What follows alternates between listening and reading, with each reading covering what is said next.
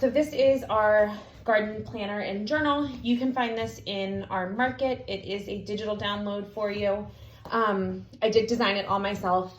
It's based off of things that we use every year to plan our garden. So when you open it up, the first thing is you have a goal sheet. I have not updated this for 2022 yet, so a lot of this is 2021.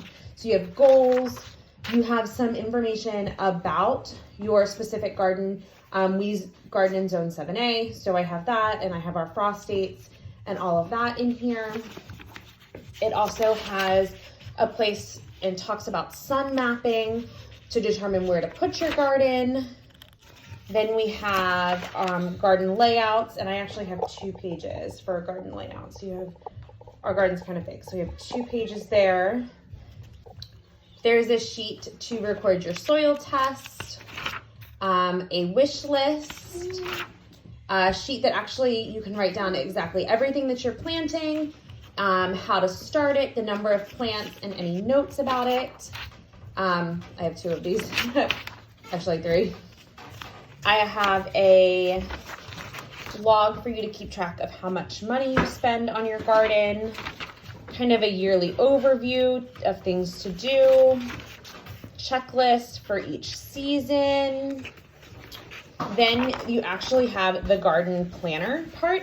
And the way I plan our garden is I number the weeks backwards, starting from our last frost date. So then it's 1 week before your last frost, 2 weeks before your last frost, 3 weeks before your last frost, and then I can write down everything that I need to do those weeks.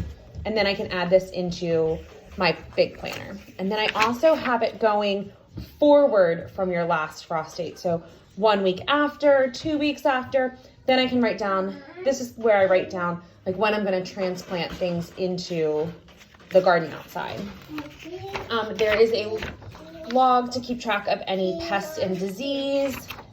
There is a journal for you to keep track of just things that worked well, things that need modification, and any notes. This is a great thing to have when you're planning your garden for next year, because you can make notes about things that worked, things that didn't work. Maybe you saw something on Instagram you want to try. This is a great place to write all of that down, as well as the garden wish list, and then a projects for your garden, and then a plant profile where you can write down specific things about the plants that you're growing.